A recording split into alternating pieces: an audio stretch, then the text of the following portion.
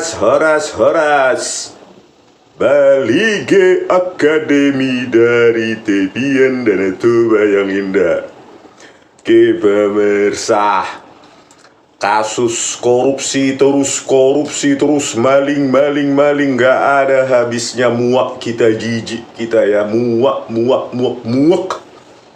Makanya secepatnya lah terus ya, Prabowo Subianto kalau benar di podium itu siap mati demi rakyat. Udah usia 18 tahun menekan, ya sudah ya, undang-undangkanlah itu perampasan aset ya, undang-undang pembuktian terbalik, perampasan aset, miskinkan, hukuman lebih keras kepada maling. Itu baru pro rakyat, mati demi rakyat.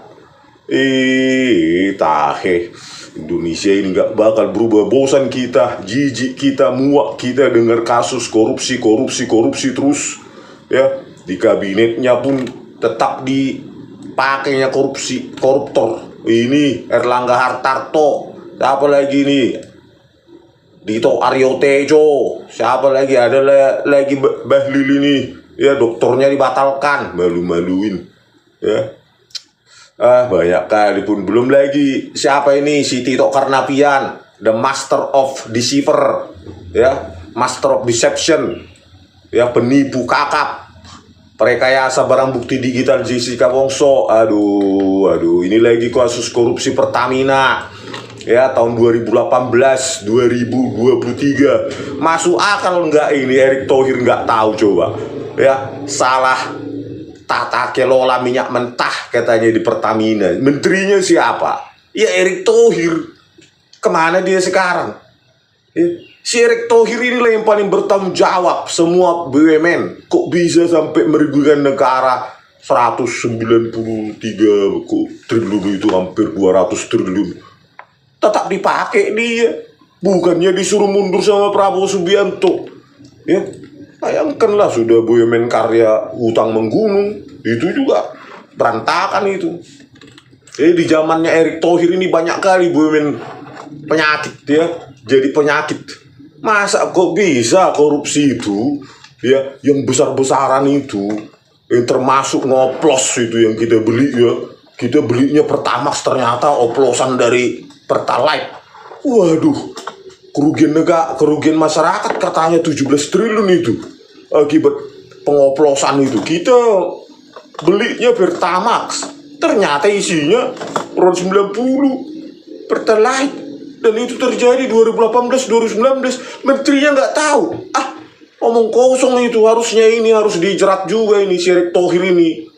Makanya saya nggak percaya itu cuma direktur apanya saja di Pertamina itu, Rifa Siahaan dan lainnya. Saya yakin kalau dicek itu aliran dananya itu pasti lari kemana-mana itu. Nggak mungkin uang sebesar itu hanya mereka yang menikmati ya, pasti sampai kemana-mana itu ya. Nah sekarang Kejaksaan Agung tebang pilih nggak? Kan gitu ya. Kalau tebang pilih ya stop sampai di sini aja, nggak usah kita kotak-atik ya. Ini ke partai apa, ini anak buahnya Prabowo. Jangan begitu. Ya. Cek juga aliran dana ini ke Erick Thohir ini. Ya, pemilik lahan HGU 482.000 hektar ini. Kalimantan Tengah, Kalimantan Selatan, Sulawesi Selatan. Seluas Pulau Bali ini dia menguasai lahan HGU. Ya. Hartanya dari situ, bukan dari pemilik pemilik sepak bola dan lainnya. Nah itulah ya, karena kabinetnya pun oplosan ya, oplosan dari kabinet Jokowi ya, inilah sekarang keluar oplosan ini ya. Kita sebagai pengguna baik-baik kita beli Pertamax supaya efisien mesin segala macam ya, ternyata isinya RON 90, kita beli RON 92, dan itu terjadi di 2018 sampai 2023. Erick Thohir masa nggak tahu? Kalau nggak tahu berarti bodoh dia. Kan hanya ada dua kesimpulannya ya, kesimpulan logis: Erick Thohir bodoh atau Erick Thohir tahu dan terlibat, kan gitu. Tapi ya Prabowo Subianto ngakunya berani mati demi rakyat. Sampai ada ini dibuat Liga Korupsi Indonesia seperti klasmen apa ya, sepak bola. Pertamina 968 T ini ternyata dikoreksi ya jadi 190-an T. PT Timah 300 T BLBI, Duta Palma, Asabri, Jiwasraya, Kemensos. Aduh, cobalah bayangkan ya, korupsi demi korupsi yang menjijikkan rakyat, tetapi tidak ada hukuman efek jerah. Bahkan ya, Hakim Agung itu sering mengurangi hukuman para maling uang rakyat ini. Contoh Hakim Agung Sunarto ya, dengan alasan unus testis nullus testis. Hakim Agung, ketua Mahkamah Agung sekarang itu, pakailah hukum prinsip unus testis nullus testis. Ya, jadilah itu barang. Satu saksi bukan saksi. Tidak memiliki nilai pembuktian. Jadilah siapa itu Anas Urbaningrum, dipotong 14 tahun jadi 8 tahun. Jadi cuma bombastis ini, pemberitaan ini bombastis awal, nanti paling dikurangi itu oleh para hakim agung. Banyaklah berkeliaran Jarod Richard ya. Makanya benahilah Pak Prabowo Subianto sebelum Indonesia ini semakin relevan untuk bubar.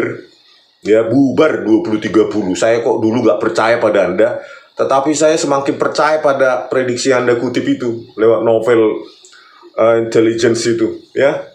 Indonesia tidak akan ada lagi tahun 2030. Karena apa? Pembusukan dari dalam. Dan kalau Anda tahu dan membiarkan, berarti Anda membiarkan Indonesia bubar 2030. Makanya percepat ya undang-undang itu ya, perampasan aset, pembuktian terbalik, miskinkan, dan hukuman lebih keras. Jangan ada pembebasan bersyarat lah, terus remisi lah, enak kali. Ya, sudah merugikan masyarakat, merugikan negara. Gimana ini? Aduh tahe. Ya, inilah ya kasus korupsi tata kelola minyak mentah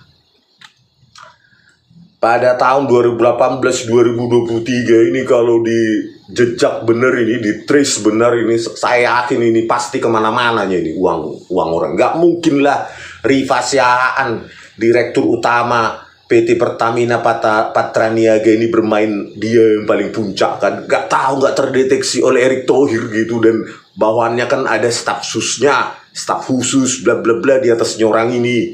Masa nggak tahu? Yang bodohnya kita. Terus yang berdua, Sandi Dinar Saifuddin, Direktur Feedstock and Product Optimization, Agus Purnomo AP, Wakil Direktur Feedstock and Product Optimization PT Kilang Pertamina International, Yoki Firnandi, Direktur Utama Pertamina International Shopping, Muhammad Keri Andrianto Riza, ini Riza Khalid itu ya, yang dulu kasus Petral itu ya, gak selesai juga itu, menghilang dia keluar negeri bapaknya ini ya. Mudah-mudahan mudah-mudahan lah.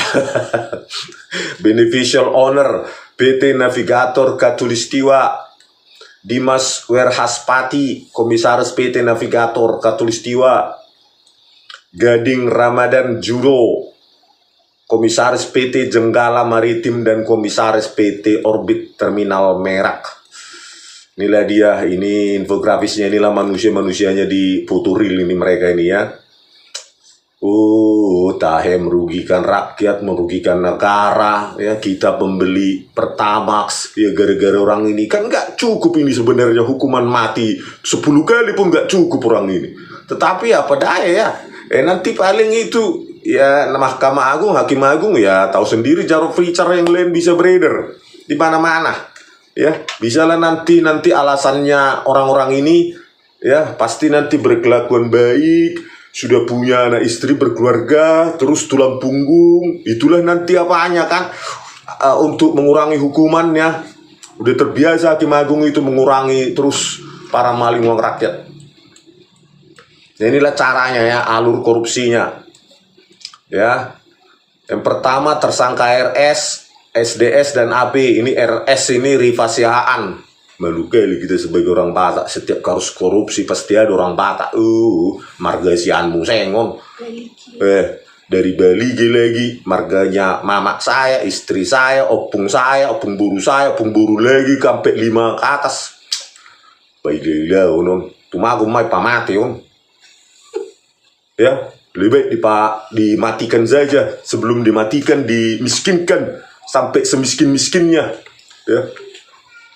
Jadi RS dan rekan-rekannya itu Rifasiaan merekayasa rapat untuk menurunkan produksi kilang. Direkayasa lah ya, untuk menurunkan produksi kilang Indonesia. Jadi memaksa ekspor minyak dalam negeri dengan alasan spesifikasi tak sesuai. Jadi dipaksa lah ekspor minyak mentah kita, bukan diolah di Indonesia karena alasan spesifikasi tak sesuai. Lulusan naro Rifasianon. Aku tando. Ya. Yang kedua, minyak mentah domestik digantikan dengan impor. Harga lebih tinggi. Jadi minyak domestik kita itu dipaksa ekspor oleh Rifasian dan kawan-kawan ini. Nah, terus digantikanlah, diimporlah minyak dari luar negeri yang harga lebih tinggi melalui broker. Nah, broker inilah tadi Khatulistiwa dan lain-lain ya, yang dimenangkan secara ilegal. Masa siapa itu Erick Thohir nggak tahu ini? Coba besar-besaran loh ini ya. Pertamina itu BUMN termasuk yang terbesar ya Bang. Terus kontrak impor di markup, menaikkan biaya pengiriman dan menguntungkan perusahaan terkait. Itulah perusahaan terkait tadi itu ya, si PT Navigator Khatulistiwa, anaknya si Riza Khalid itu yang melarikan diri ke luar negeri ya, kasus Petral. Inilah anaknya ya, like father like son ya. Buah tidak jauh dari pohonnya. Tapi tenang aja Muhammad Keri Adrianto Riza, masih banyak hakim agung yang baik sama kalian nanti. Paling nanti ya bombastis pada saat sidang, ujung-ujungnya nanti kasasi atau PK, nanti kalian paling ya 8 tahun lah ya, 10 tahun seperti biasa. Inilah ya yang diuntungkan Navigator Khatulistiwa. Terus RS, Rifasiaan lagi nih, menyulap Pertalite RON 90 menjadi Pertamax RON 92 dengan pencampuran di depo. Aku heran ya, kok bisa ini ya pengoplosan ini bisa terjadi 2018, 2023, 18, 19, 6 tahun ya, 5 tahun sampai 6 tahun. Itu nggak tahu Erick Thohir juga, kan nggak mungkin ya, nggak mungkin itu, nggak mungkin. Dia punya stafsus, dia punya jajaran-jajaran lainnya di Kementerian BUMN. Masa nggak tahu? Masa Rifasian aja yang tahu ini sama jajarannya? Ini kan nggak mungkin. Harusnya diseret juga itu Erick Thohir itu. Dia harus bertanggung jawab itu. Kalau di Jepang sudah harakiri itu, makin malunya, apalagi di Korsel. Tersangka YF menaikkan biaya pengiriman melalui PT Pertamina International Shipping, menguntungkan tersangka MKAN. Nah, YF ini tadi si Yoki Fernandi, Direktur Utama Pertamina International Shipping, memarkup biaya shipping. Nah, terus menguntungkan tersangka MKAR ya, bukan MKAN. Inilah anaknya Riza Khalid, Muhammad Keri Adrianto Riza, beneficial owner, pemilik dari PT Navigator Khatulistiwa yang mengirim-ngirim itu ya. Itulah apanya tekniknya mereka ya, hebat kali ya. Diturunkan produksi kilang, terus disuruhlah ekspor ya minyak mentah domestik kita ya, dengan alasan spesifikasi tak sesuai. Setelah itu diimporlah minyak dari luar negeri, tetapi itu pun lewat broker yang ditunjuk ilegal, dimenangkan secara ilegal. Setelah itu shippingnya pun di markup. Naiklah harga minyak di kita, bensin segala macam. Ujung-ujungnya negara mengeluarkan subsidi akibat perbuatan mereka. Ya Pak, tahe. Nah, jahatan lakon diru lakon nanti permate nanti. Negara rugi 193,7 triliun akibat korupsi minyak mentah. Inilah dia ya. Waduh, totalnya 193,7 triliun. Makanya ayo BUMN yang lain semangat, jangan patah semangat. Semangat yuk, korupsi lagi. Ya, kemarin timah sudah 300 T. Ini apa namanya? Pertamina 193,7 T. Ayo BUMN yang lain. Ayo berlomba korupsi, tetap semangat ya. Jangan patah arang. Ya, tetap kalian semangat korupsi itu. Ya, rugikan negara ini, bangkrutkan. Inilah ya akibatnya negara akibat permainan mereka itu ya, rivalisahan dan lainnya ya, memarkup shipping ya, biaya shipping, terus memanipulasi produksi kilang dalam negeri sehingga impor ya, harga bensin, harga bahan bakar itu akhirnya harus mahal.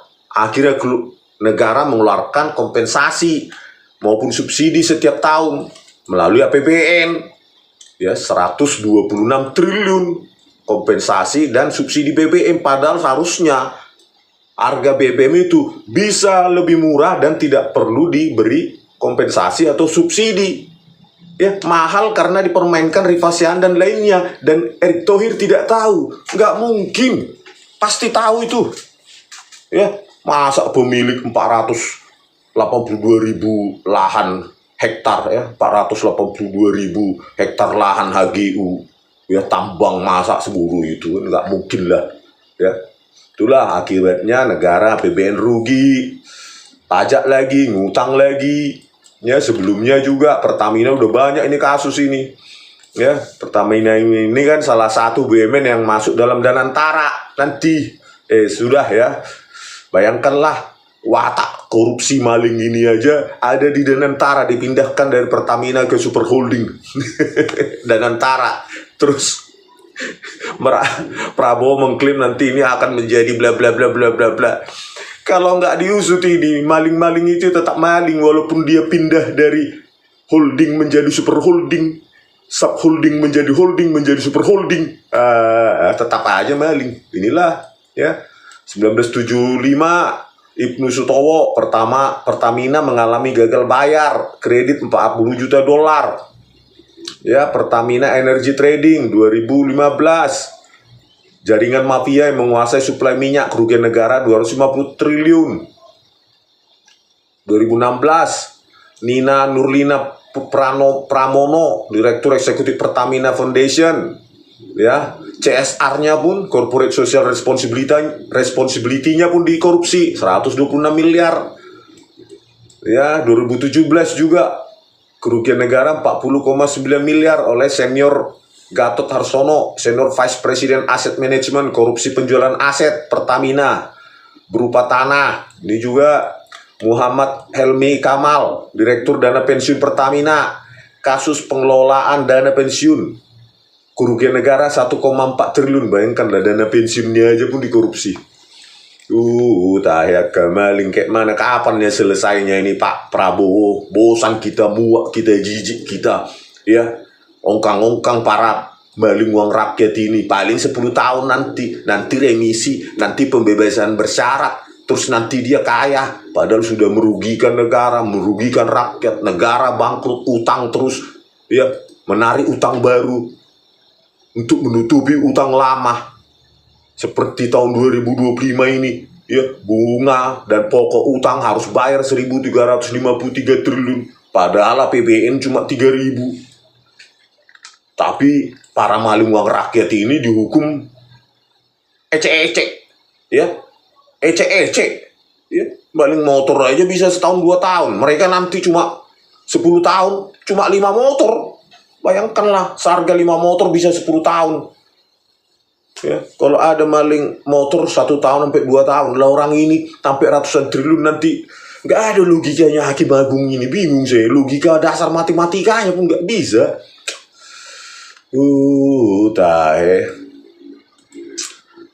Nah, inilah ya, di Tempo juga ini peran 9 tersangka dalam dugaan kasus. Itulah tadi ya, di infografis inilah seperti ini tadi diintisarikan. Inilah mereka itu, inilah intisarinya permainan mereka semua.